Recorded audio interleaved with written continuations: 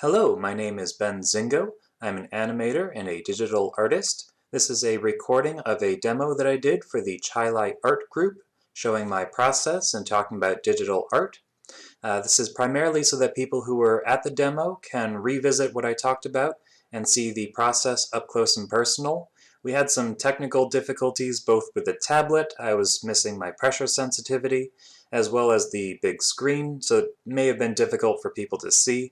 So this is that people can revisit the whole process, see up close and personal what I was working on, and I'm also going to film a follow-up, sort of retouching the painting that I was working on.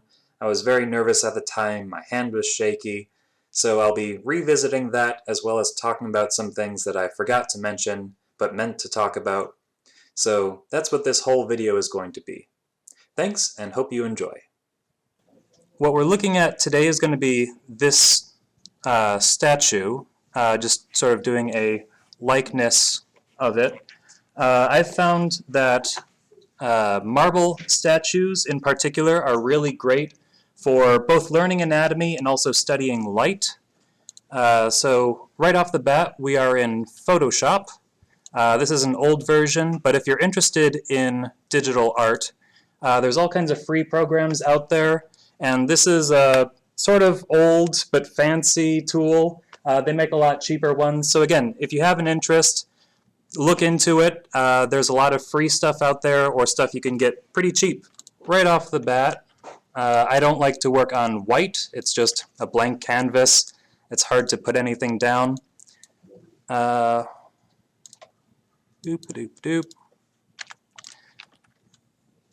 Going to quickly talk about light.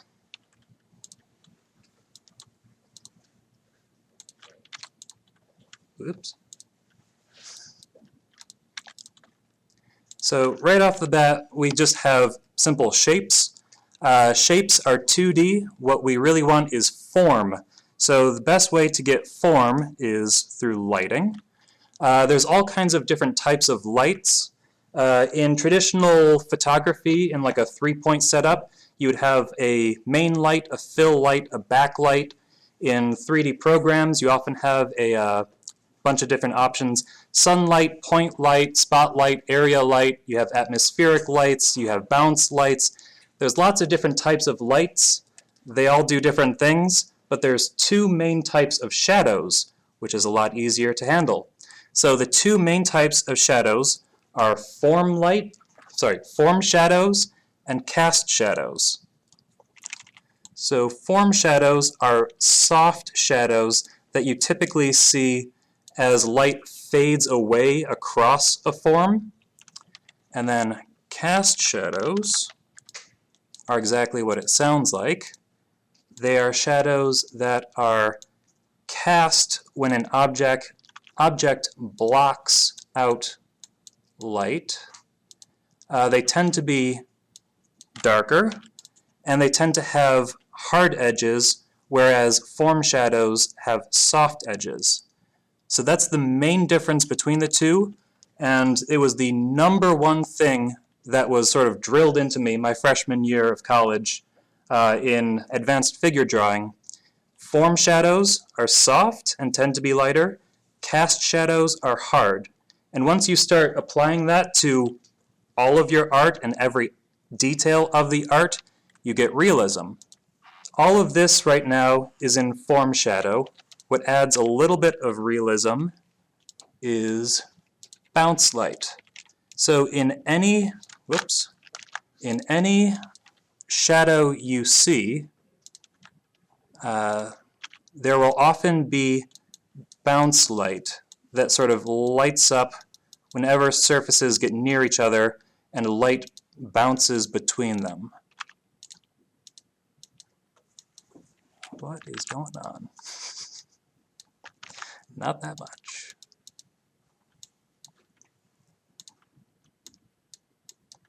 So once you start applying form shadows, cast shadows, and bounce light, you get a lot more realism.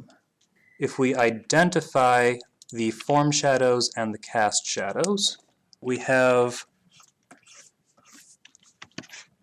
the chin And obviously the chin is blocking out the light, so all through here you're getting cast shadow. So you see that it has a hard edge. Under the nose, you have cast shadow. And here you get a little bit of form shadow as it curves across the nose,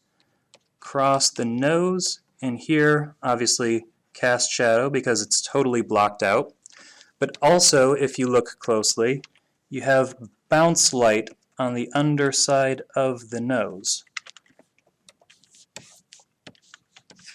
So you get that everywhere. Here you've got form shadows. You've got a cast shadow on the underside, or on the top side of the top lid underneath the fold of the skin there. You've got a crease here where you've got form shadow that's very small going into cast shadow. You've got cast shadow there. You've got form shadows on the bags of the eye. Here you've got some form shadows that are sort of turning into a cast shadow. Often a good way to exaggerate cast shadows is to put a highlight right on the crease. That way you get an extra sharp kind of contrast between the two. Obviously you've got more form shadows, cast shadow. So once you start really looking for them, you start seeing them everywhere. Form shadows, and again, form shadows will tell your audience how objects curve and how they actually portray 3 dimensions, which will help your drawing overall to look more dimensional. You know, little bit of form shadow on the edges turning into cast shadow, little bit of bounce light on the inside. So again, once you start looking for it, you start seeing it everywhere. Ben, yep. Are you using the brush tool or draw tool? This is brush. All of these are brushes, so that's a good point. Talking about Photoshop as a tool, here I used a technique which is masking. I drew out a circle with the shape tool, and then by using masks, anything that I draw on top of this will only apply to the thing that it's masking. So that's how I quickly just laid in some really soft shadows. But over here I was just using a simple brush. That's just a round, hard brush. When I say brush in Photoshop, brushes come in all different styles and textures. And artists will often just put their brushes up online for you to download for free. So here, for example, we have just a simple hard brush. You have hardness and softness as well as size. So a soft brush is just going to be blurry. But we can also just scroll through all kinds of different brushes, and they all have different textures and properties. So this is one of my favorite brushes. It's a chalky brush. So it has just kind of like a chalky edge to it. So when you start drawing, it gives you a little bit of a more natural feel.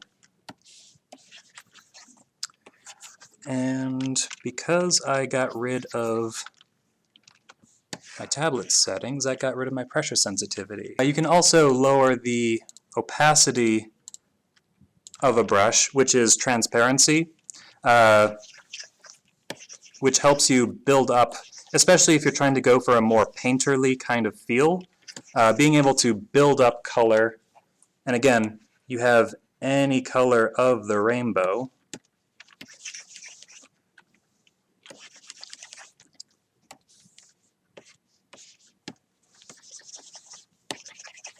And it's a additive process. So rather than paints where you mix and it gets darker, this is additive. So they build on top of each other, and you can also, using layer styles, which are here on the right, you can get all kinds of crazy effects. So something like screen will help you get brighter and brighter.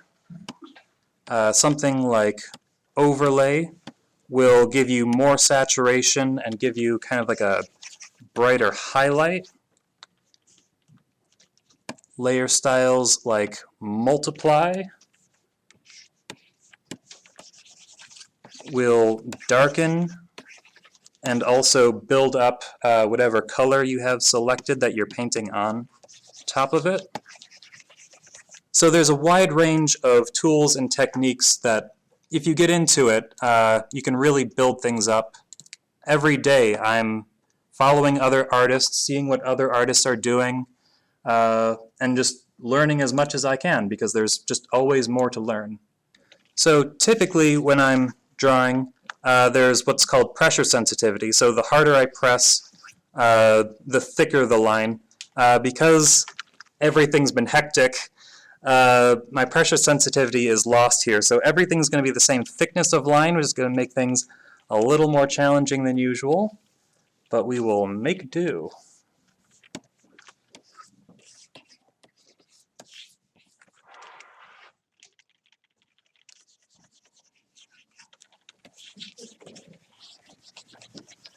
So I'm thinking at least for how things have been going, I'm just going to work kind of fast and loose on this. And again, if you have any questions, feel free to just shout them out.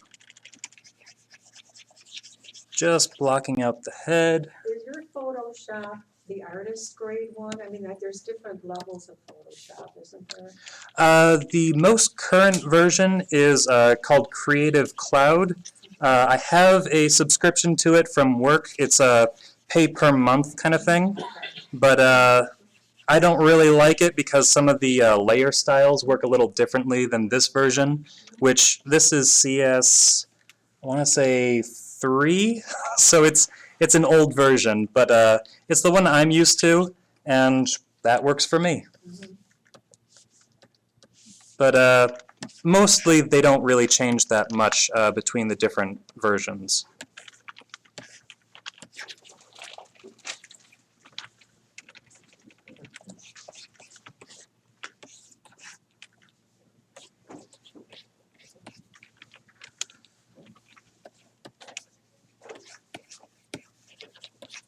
Ben, Yep. are there other draw programs other than Photoshop that you would recommend? I mean, for like a beginner, somebody who just wants to start? Yeah, Clip Studio Paint is one that I've heard great things from my friends about, and I'm planning on looking into it. It's especially good for line work. Photoshop is, primarily it was designed to be for editing photos, and then artists just kind of took it over and said, hey, we're using this now. So it wasn't what it was specifically designed for. Let's see, Clip Studio Paint, Paint Tool SAI, S-A-I, is another one. I believe it's like $50, which again, a lot cheaper than Adobe. There's other free ones out there. I think Krita, with a K, is a free one, I believe. There's one called GIMP. That one is also free. Again, they all work similarly, but a little bit different from each other. Some of them have different tools. Some of them have even different features. Like this version of Photoshop, for example, doesn't have line smoothing, but a lot of even free programs have auto-smoothing lines for when you're trying to draw really smooth lines. It looks like you're erasing too. I'm not actually erasing. This is actually all with the brush tool. I'm just very quickly selecting, using the eyedropper, lighter colors, and then going back to the brush, and then just brushing over. So here I'm just trying to generally map out the shapes of where the features are going to go.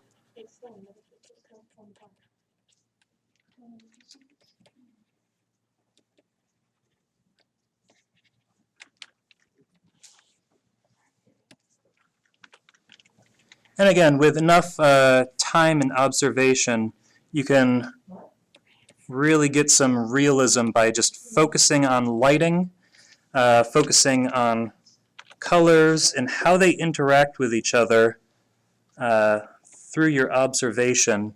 I don't use tracing at all. Tracing, there's nothing wrong with tracing, I would say. There's something wrong with lying if you're going to say, like, I drew this and you just traced it. Obviously, that's wrong. But tracing is actually a really powerful learning tool that has been used for hundreds of years. So there is nothing wrong with using it as a learning tool, whether it be studying other people's techniques or how they draw certain things. I've used it to learn how people do like cartoon features in particular. You know, different people draw noses and mouths and eyes differently.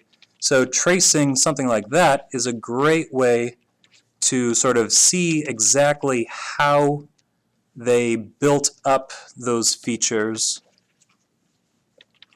and how they chose to stylize their characters.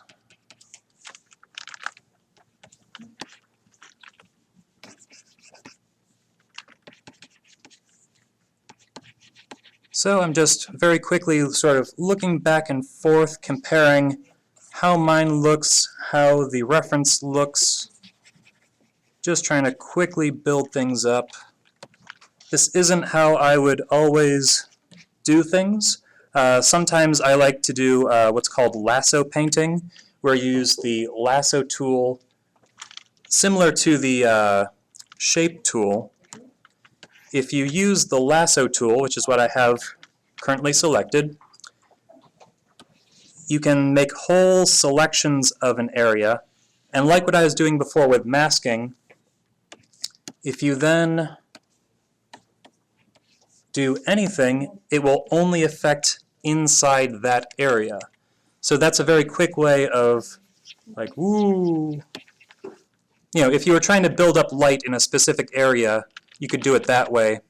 Or you could even mask out the entire head and then do like a very soft gradient over the whole thing, which, hey, just for the sake of example, let's do that.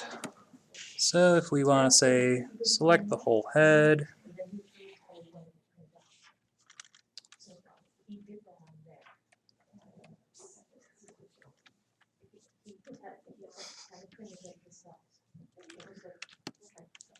and then say like an overlay, you can see how it applied that gradient while still keeping everything underneath, and then you can just sort of dial that back, and automatically you get a very soft, gentle gradient over the entire head, which again just helps with like mapping out the painting, and especially when you're using the eyedropper tool and just selecting all around the image, it helps having that just soft gradient. Since the head is essentially one big ball, having a soft gradient over the entire thing helps give you that slightly ball-like feeling.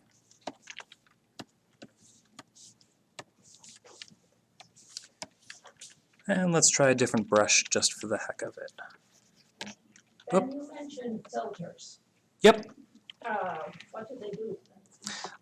Anything you want, basically. So you have things like layer styles, where anything that you're painting on will be affected, anything on that layer will be affected in a certain way. So for example, if I decided, hey, I want this statue to be red, but I didn't want to color red over the whole thing the whole time, I could say select this layer style, set it to color, and then everything will be colored red that I color on. Or if I decide, that red is too red, I want something a little less saturated, I can make another layer style and set that to saturation. And now, when I paint over it, Photoshop is mad at me because it's a very big brush. But if I make it gray, I can gray things out again. So that's sort of layer styles. And there's also things you can do called like adjustment layers, where you can adjust the hue saturation, the color balance, all kinds of stuff. So color balance is something I do towards the end. You've got shadows, midtones, highlights, and then you select, more red, more blue, more green, more magenta. So if I decided I wanted to tweak the colors towards the end, I decided the highlights need to be more yellow and more red, and the shadows I want to be more blue, more green, more blue. That automatically sort of applies a little bit of a color balance between the highlights and the shadows. Or if I wanted to do hue saturation, again, colorize, and we'll add another one. I can change colors to anything I want. I can go crazy. So there's all kinds of crazy things you can do if you really want, and used in moderation, they just help boost what you've already put down. So there's no magic button that just renders it for you. There's no magic tricks. You still have to make decisions and draw and paint the same way you would traditionally. I have a traditional background. I learned to draw before I was doing any of this, and working with charcoals has actually really boosted how I draw digitally. And working digitally has also helped inform how I draw traditionally. So it's not like one is better than the other or that they're totally separate. They help influence one another, and by learning one, it will help you learn and grow with the other, even if you're not actively thinking about it.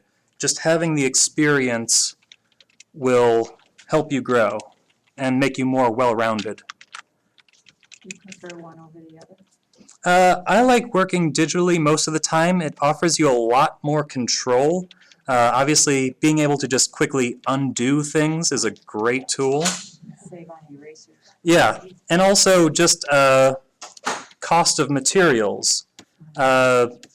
With digital, once you have the equipment, and there's natural degradation of the equipment over the time with anything, with cars, with houses, whatever. But once you have the tools, as long as you're not doing the monthly subscriptions, once you have the program, you have it, and you can just use it. There's no paying for canvases, paying for paints, or anything like that. So especially for someone like me, who is worried about the money, being able to just buy it once and then use it whenever is pretty great. You have a big printer. I have a basic printer, but when I was getting stuff printed out for a show that I was in, I just went to, I think, Walmart and got prints made there. So you don't need anything really fancy. I usually just show my art online anyway, so I don't really have a big need for printing most of the time. It is kind of wonderful seeing digital art finally in person, though. What do you think about NFTs, that whole? I think it's a scam. I think it's bad. Some people would disagree. It's intentionally complicated in order to confuse people. Some artists have been able to make some money, but overall, it's not for artists. It's for people trying to sort of work the system and get people hyped. What is it? You don't want to know. Again, it's intentionally confusing just so that the people who do know feel special. What does NFT stand for? Non-fungible token. So it's a way of turning art and really anything into something similar to like the stock market.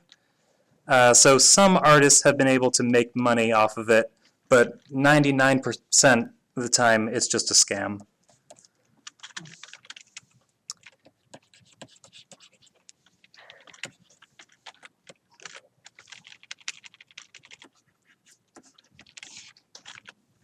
Man, this is looking kind of rough.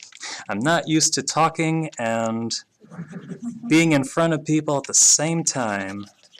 You're doing fine. Oh, thank you.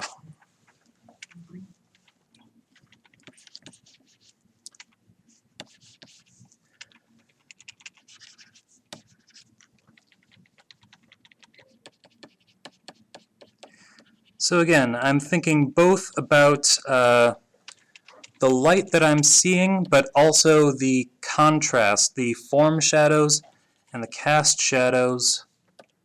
Like I know this area above the lip, I know is sticking out and slightly up, so I know it's going to catch the light. Not that bright, but pretty bright.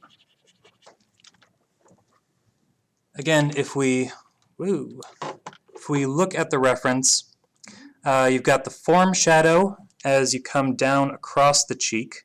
You enter a crease in there by the nose, and then that sharp crease is an area of contrast, so that's where people's eyes are going to be drawn.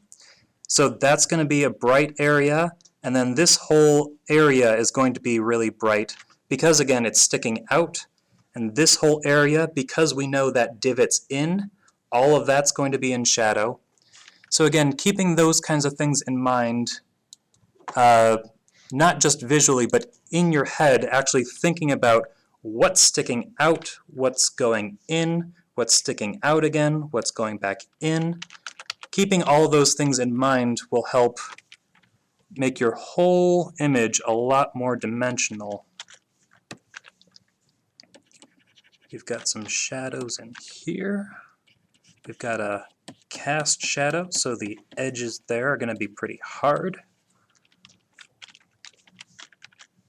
This is a form shadow, so it's going to be softer, but it's not that dark. So we'll lighten that up a bit. Do you ever do from life? Yeah, in college I did a lot of figure drawing from life. That was, again, with charcoal. I've never tried real-life figure drawing with digital, though. There's just so much setup here that it'd be pretty difficult to manage. And then, of course, with COVID, it's a lot harder to do live figure drawing.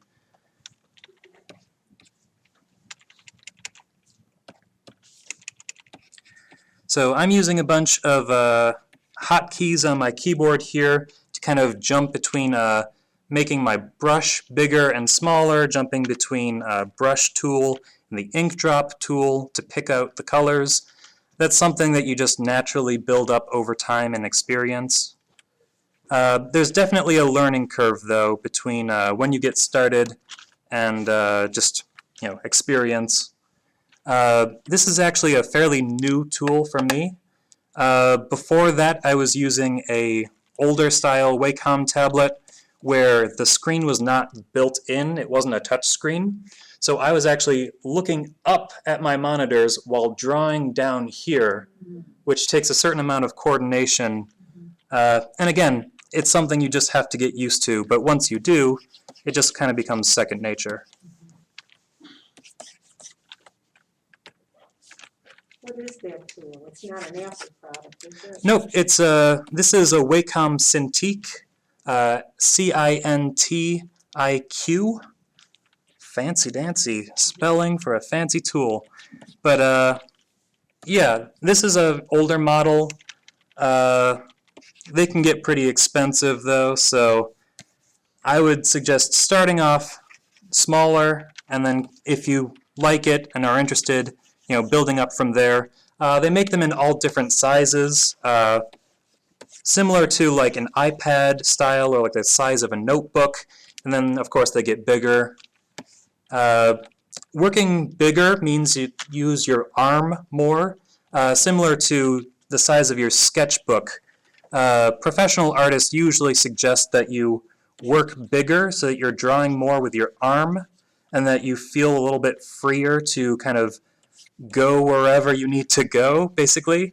If you're working with like a small sketchbook, you're a lot more limited. You're drawing more with your wrist, which also, if you're drawing a lot with your wrist, you can wear out your wrist and cause damage.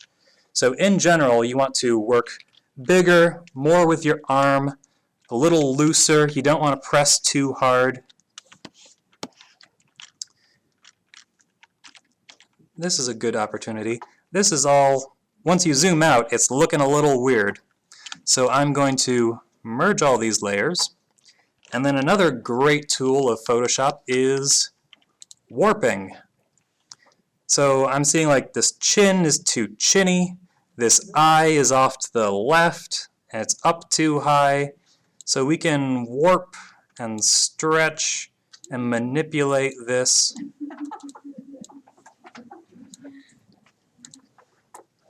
And already we can see, oh, that looks a bit more like a lady. You can also do things like make snapshots, which are kind of like saving your work without actually saving. So this way you can kind of jump back and forth in time to see like what changes you've made, which is very handy, and also just helps you sort of keep track of where you've been, where you're going. There's also things like liquify, which, there we go. This is another tool to help you kind of push and pull your drawing, so you can be like, I want this eye higher, and apply, and suddenly it's up there. Obviously, that'd be a little strange, but you can see how if your drawing needs little tweaks, little pushes, you don't have to start all over and redraw everything. It's a good idea that if something is already too far gone, you should just start over, redraw it. It'll be good practice for you. But if it's little tweaks, little pushes and pulls, or you just want a different angle, that's a great way of just moving things to where they need to be. I assume you have texture things and brush strokes and things like that to make it so it looks like a real painting. Yeah, I would say there are like pre-made filters you can apply, brush strokes, crosshatch. So it will automatically apply different effects, but typically they look kind of tacky. People who are familiar with Photoshop are going to say like, oh, that's that effect, and oh, it's something, but generally you want to build it up using your own brush strokes. That way it looks like it's integrated as part of the painting rather than an effect that you just sort of applied after the fact. So this brush, for example, you can see has like a very kind of rough edge to it. In here you've got different brush settings, so you can affect the tilt of the brush, you can affect the spacing between the brush strokes, you can even build in scattering without scattering. All your brush strokes, follow your line. If you add in scattering, they start kind of going all over the place, which again, in moderation and in specific use, is actually a really powerful tool. Like if you have a leaf brush, if you want to put leaves in a tree, for example, you can get a leaf brush, set it to scatter, and also like color dynamics, so that each brush stroke has a slightly different color. There's a lot of cool stuff you can do like that that will make, drawing every individual leaf would be kind of crazy. There are ways to just speed up the process and let you get on with your day. Are those custom brushes, or are those part of like It's the just draw program itself or Photoshop? the brush presets are just right in the program. You can apply them to any brush you want. So this is just like a very basic round brush, but you can add texture, you can add scattering, you can add angle jitter, minimum diameter, size jitter. So some will be small and some will be big. So- you said the leaf brush. Yeah. Something like that, is that a custom brush that you'd have to buy outside of the Photoshop? Again, most times you can just find these things for free. People will just put all kinds of stuff up for download. That's one. So, just for example, if we were to add some color, let's say we want this to be autumn, and we have autumn leaves. Bump up the opacity. So that is just a stock brush right there. But you can imagine how if you started adding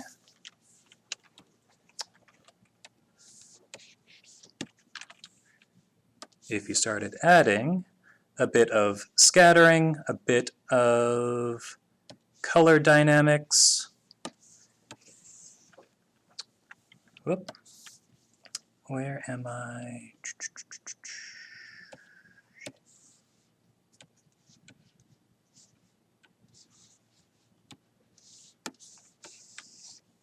Did you see the Van Gogh exhibit? I did. I was fascinated because they expand everything out so much you can see all the brush strokes, and that to me was fascinating. Yeah, I actually follow a lot of, on social media, there are groups that just take like old paintings and get really high resolution images of them so you can see every brush stroke. I love seeing brush strokes. It really helps you see both how the artist made it, and you also get to really get a feel that somebody made this. It's not just an image that you're looking at. But you can imagine how, you know, rather than trying to draw every leaf and every color, you can very quickly just kind of wipe back and forth, and Bob's your uncle. You got some leaves. So again, there's all kinds of different techniques and styles that you can use to get totally different effects.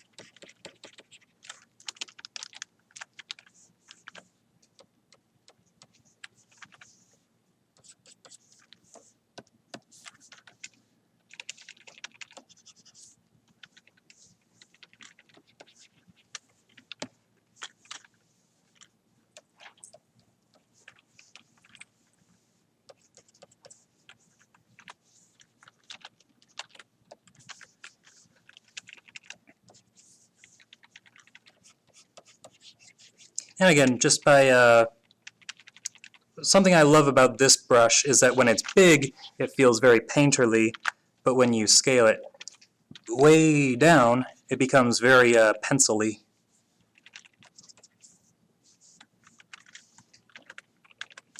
I can see this would be helpful for like police sketches or something.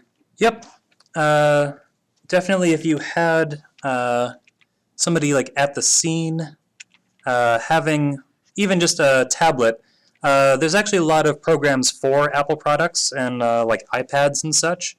So you can imagine how like police sketch artists might bring a tablet to the scene and be able to talk to an eyewitness, you know, immediately after the fact. They would have a lot more accurate description of the person rather than if you brought them downtown and you had to jump through hoops.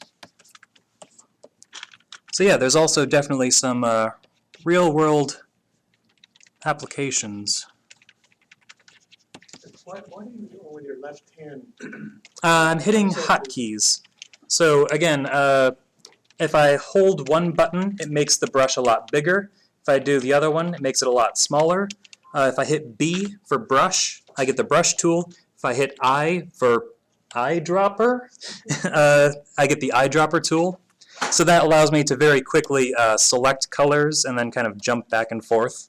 So if you aren't doing that, and you start out with, you know, whatever you key in first, It would stay the same unless you keep moving back and forth to B. And Right. If I hit B, it stays on brush for as long as you want brush. Okay. So I like to just hop back and forth so I can select colors, put some brush strokes in, select a different color, put some more brush work in, that kind of thing.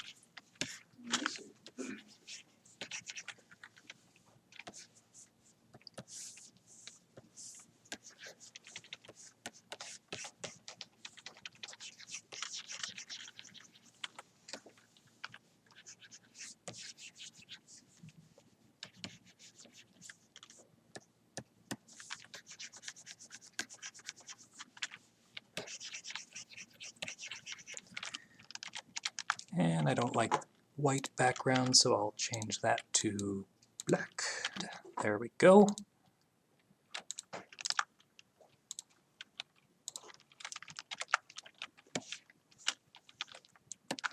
Definitely want to soften up some of these features. And for that matter, if I decided everything needed to be softer, I might use like levels, which allow you to affect like how bright things are, the midtones, and the shadows. There's also brightness and contrast. So if I wanted things to be less contrasty, I could sort of gray things out and then build again on top of that. In painter's terms, it would be like adding a glaze on top of everything, or yeah, just adding a top layer to kind of soften things so you can then build up again.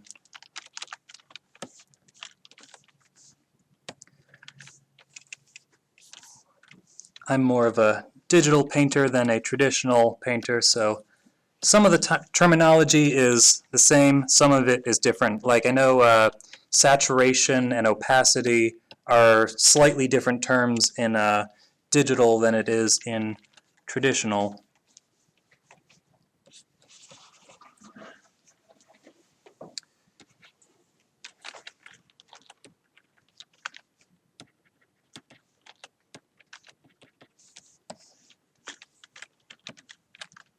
Oop, just gonna merge these.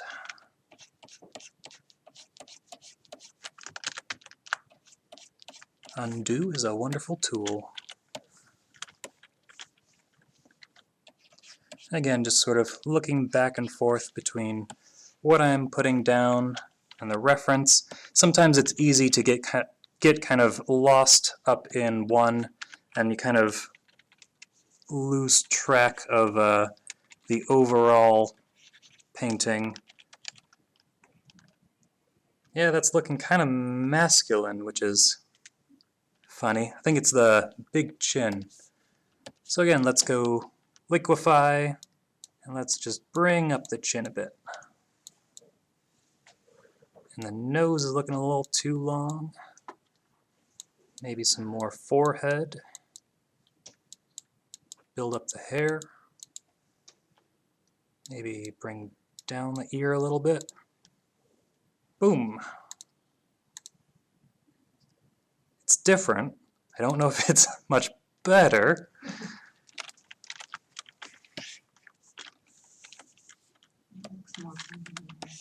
Oh, thank you. I think I agree. She looks like she's smiling more. A little bit. Something about the eyes. Yeah, right now the features are still a little blobby since I'm working fast and kind of loose. So if we go in and start defining some of the features more, that should help.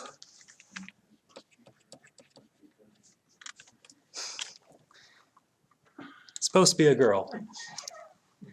Oh, you got good ears. And I just lost. Uh-oh. Oh, Go. oh God. Oh, it's all broken. Oh, it's fine. Just had to reopen. I'm gonna watch that.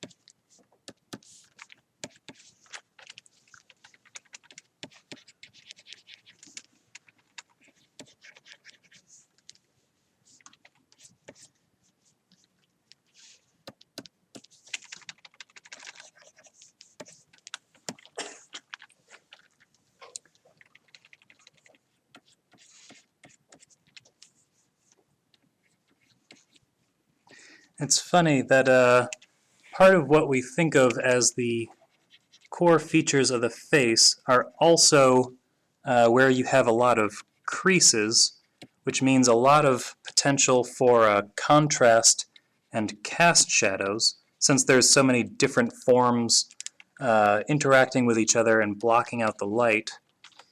So conveniently for us, areas of high contrast are where your eyes are likely to go, which means it's kind of a win-win as far as where you want to spend most of your time and focus and where you want the contrast to be.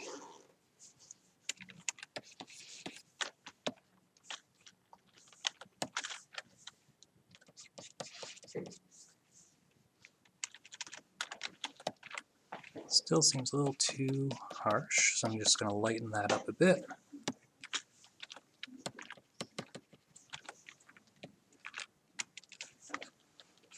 Let's start making some decisions.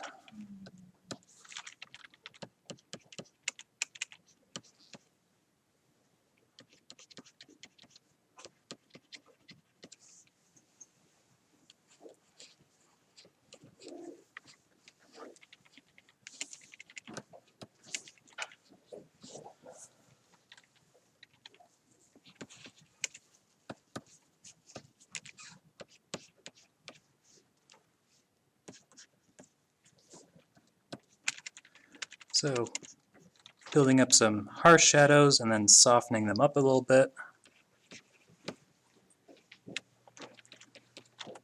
That should feel less like angry brows and more of just sort of flared.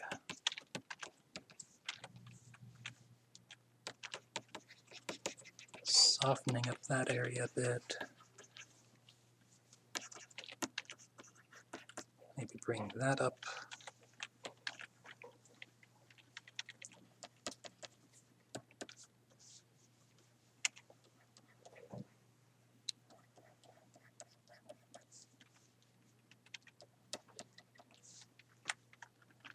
That's looking a little wonky.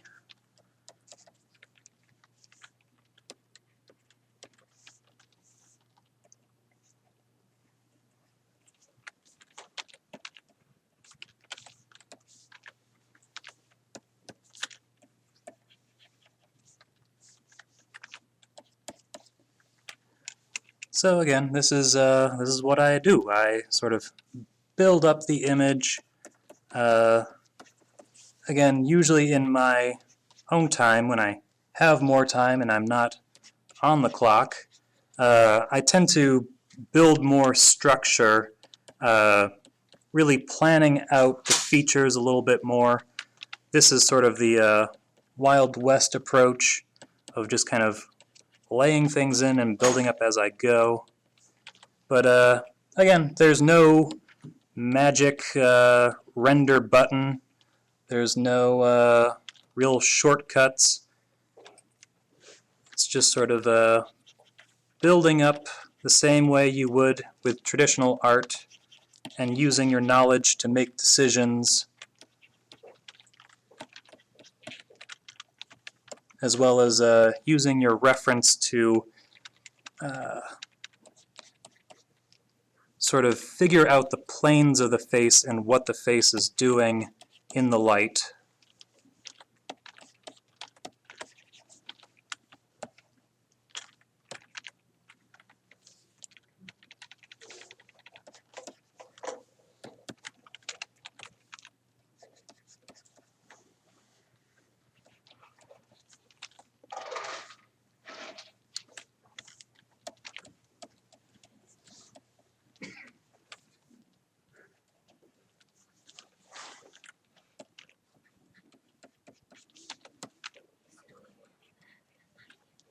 How much would a monitor like that cost? A Cintiq like this, I honestly don't know. My girlfriend had this sitting up in her attic, so I bought it off her for $350. Cintiq's like, this is an older model. I think it's like 7 or 8 years old.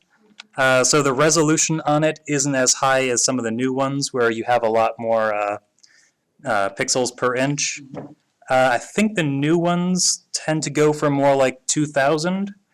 So, pretty costly, but if you're using it as a professional tool, it's a worthwhile investment.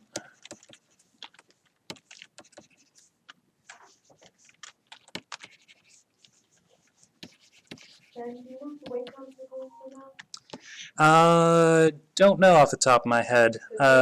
Again, It's expensive. depending on the size and how new it is, some of them are just a lot more affordable than others. Yeah, it just depends on the size mostly. And again, there's a lot of other competing brands. You don't have to go with Wacom. They just happen to be one of the most popular or famously well known.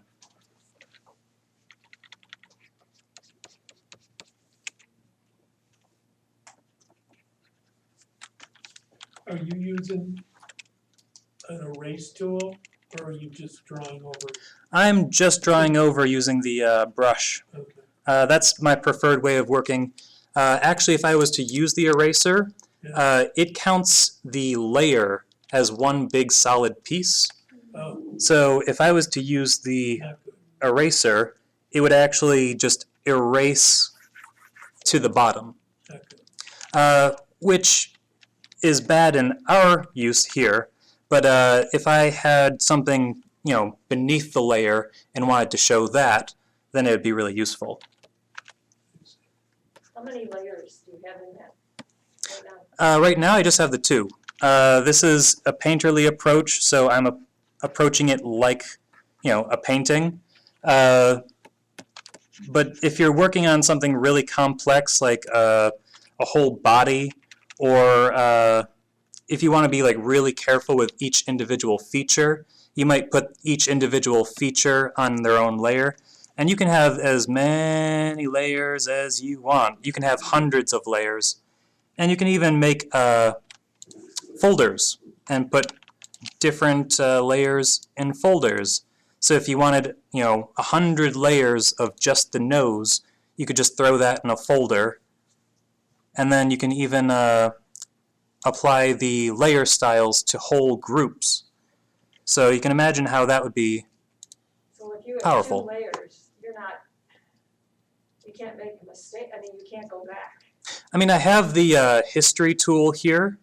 So, like, I have a certain number, I don't know, like 50 steps I can go back, but each brush stroke is a step. So if I made a mistake, let's say black, and I said, oh no, I could still Control Z or just select these, and each brush stroke is a step. But you can see how pretty quickly the history fills up. You can change how many undos you have, but it slows down your program if you have too many. But yeah, because I'm working this as sort of like painterly style, I only have the 2 layers. I might as well use another one just because. But yeah, it's a sort of looser way of working that also kind of forces you not to be too careful, I guess. Especially with digital, because it allows you so much control, a lot of beginners will kind of go crazy trying to control every little thing instead of allowing themselves to make decisions. That's a big thing that people have to kind of learn and grow out of, is not to be too precious with your work. You have to trust yourself to make mistakes and then be able to fix them. And that's just something that comes with confidence and experience. And that's something that you also get with traditional work, where if you don't allow yourself to make big decisions, then your art feels just very limited and very safe and not very interesting.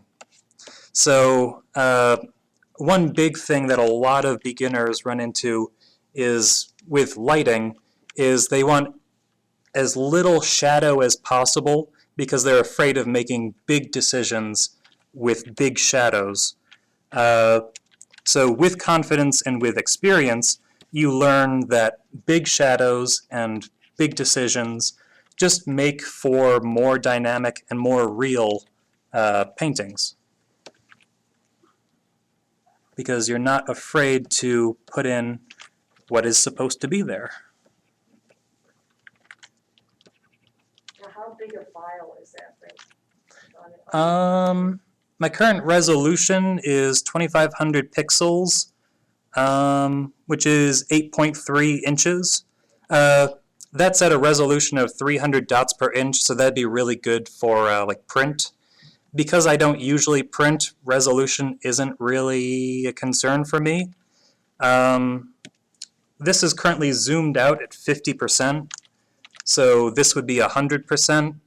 There's still plenty of texture and I'm not seeing any pixelation, so as long as you're not seeing a loss of resolution, whatever size you want to work at doesn't really matter.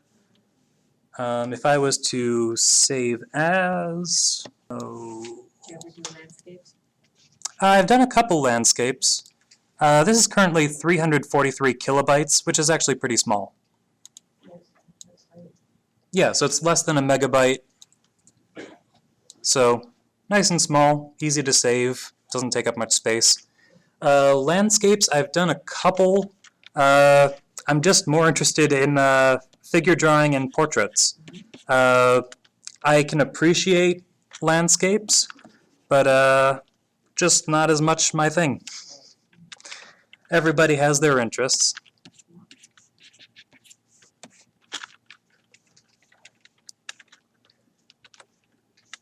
But there's also a big market for landscapes, especially with concept artists who work on a lot of movies and video games. They do a ton of landscapes because, you know, everything you see in a movie was planned out ahead of time, especially with CGI. You know, people have to actually build it out. So rather than, you know, building a house, you want to first plan out the house and then build it. Same thing goes with digital art. You've got whole teams of people who just work on pre-production and planning out how things are going to look before, you know, you go and actually build the thing.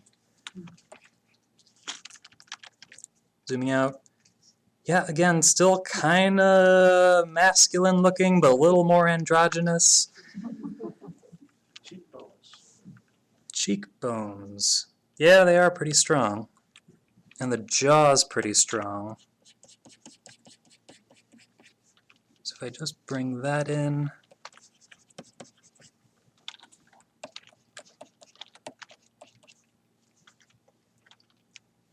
The chin.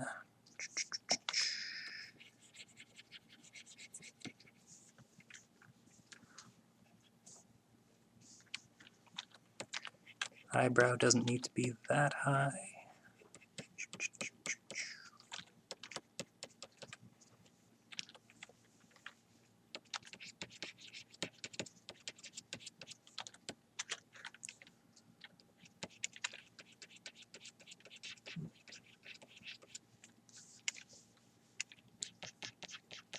What is the picture of?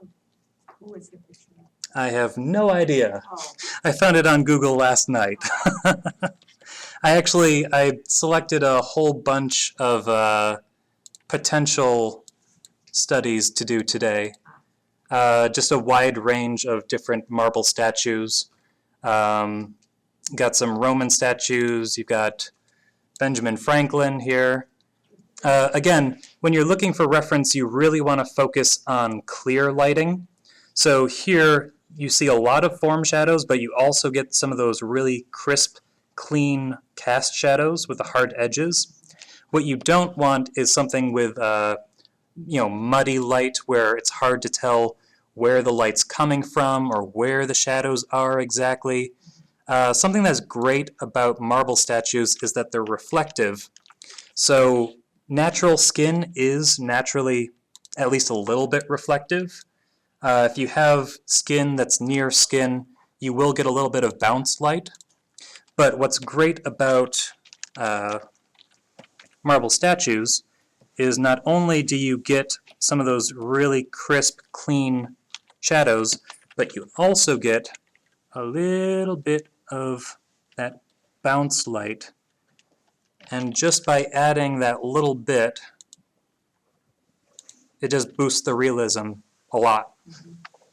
So it's something that is easy to spot with marble statues, which is why it's a great learning tool, or why they're a great learning subject to sort of paint and learn from.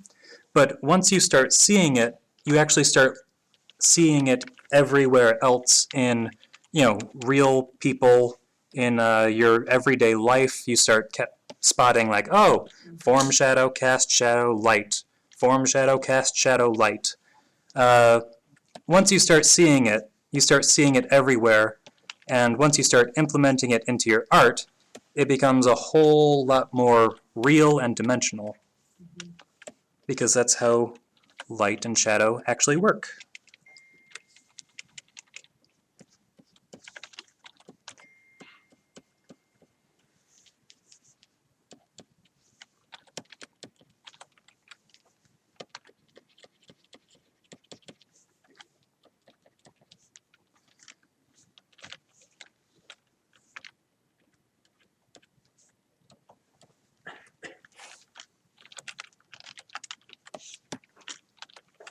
Let's see.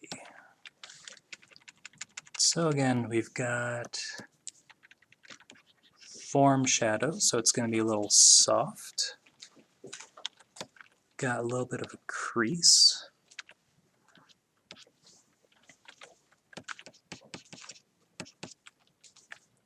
Then you've got specular highlights, which are these sort of glossy, pure white lights that are especially good to show on creases, because, high contrast. Yep. High contrast tends to draw the eye, and also creases tend to be dark shadows that are then hit by light on the other side. So it's a great place for contrast, and it's a great place to show a sense of form. Again, there's a difference between shape, which is a 2D representation, and form, which is describing a three-dimensional shape.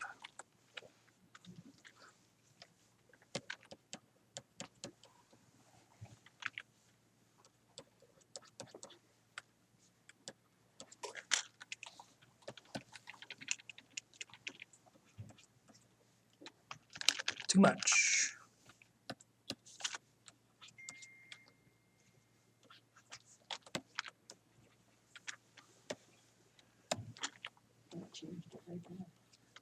Yep. Yeah, sometimes it's just the little boosts help tie everything together. Not that much.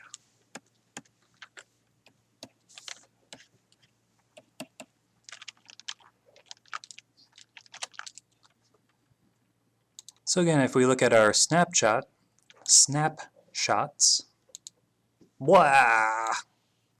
That's good.